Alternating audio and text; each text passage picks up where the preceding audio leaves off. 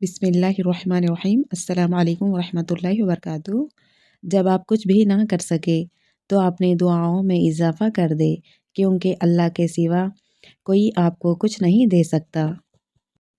صرف دو لوگ مقدر والے ہوتے ہیں، ایک وہ جنہیں وفادار دوست ملتا ہے اور دوسرا وہ جن کے پاس ماں کی دعائیں ہوتی ہیں۔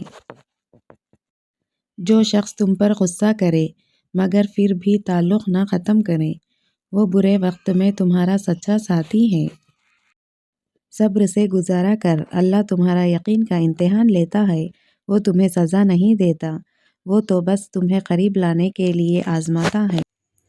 ڈھونڈنے پر وہی لوگ ملتے ہیں جو کھو گئے ہو، وہ نہیں مل سکتے جو بدل گئے ہو۔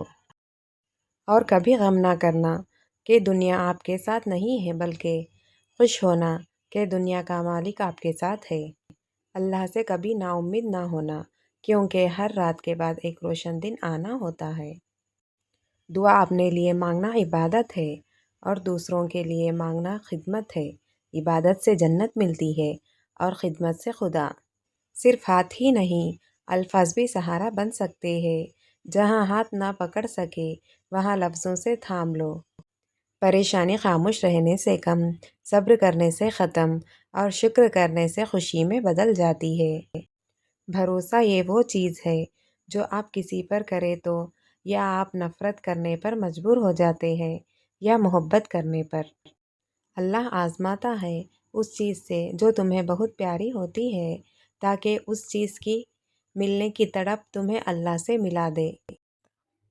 دکھ میں کبھی بھی پچھتاوے کے آنسو نہ بہاؤ، کیونکہ تم وہ خوش نصیب ہو جس کو اللہ نے آزمائش کے قابل سمجھا۔ لوگ جتنا بھی دل دکھائیں، یہ یاد رکھا کریں کہ جب اللہ کے بندے ہمیں توڑتے ہیں تو ان کا توڑنا ہمیں اللہ سے جوڑ دیتا ہے۔ فجر کے وقت کچھ لوگ تکیے پر سر رکھ کر سوتے ہیں اور کچھ لوگ مصلی پر سر رکھ کر روتے ہیں۔ سونے والے خوبصورت خواب دیکھتے ہیں اور رونے والے خوبصورت تقدیر پا لیتے ہیں۔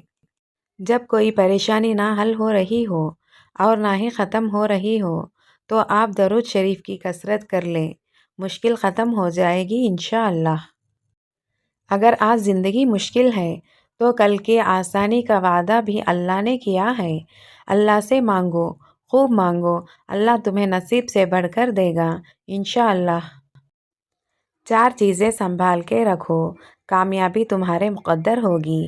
نماز میں دل کو، تنہائی میں سوچ کو، محفل میں زبان کو اور راستے میں نگاہ کو۔ اور تقدیر اللہ کے ایک اشارے پر بدل جاتی ہے۔ تم یقین تو رکھو، وہ بہتر لے کر بہترین دے گا انشاءاللہ۔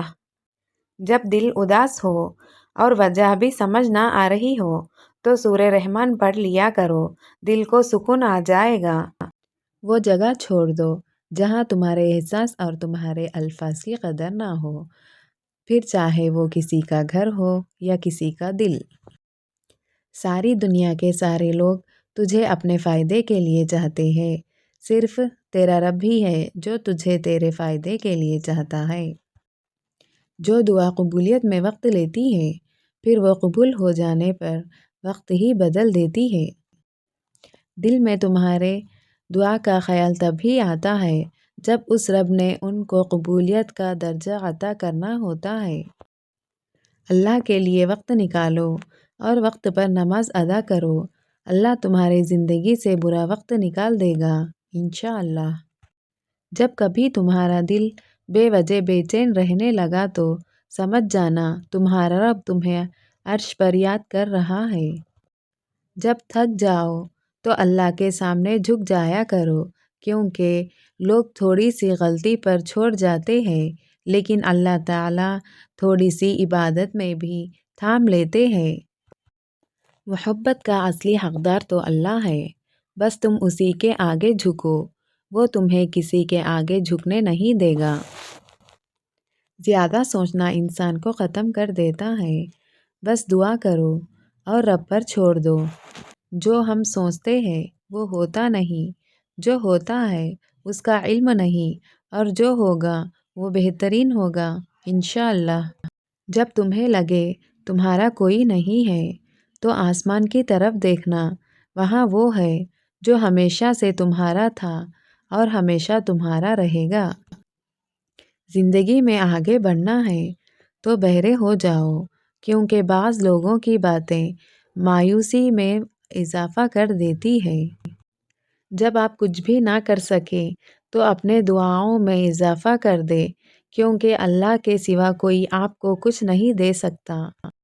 اگر تمہیں کوئی صرف اپنی ضرورت کے وقت یاد کرتا ہے تو پریشان مت ہو، بلکہ فخر کرنا کہ اسے اندھیروں میں روشنی کی ضرورت ہے اور وہ تم ہو۔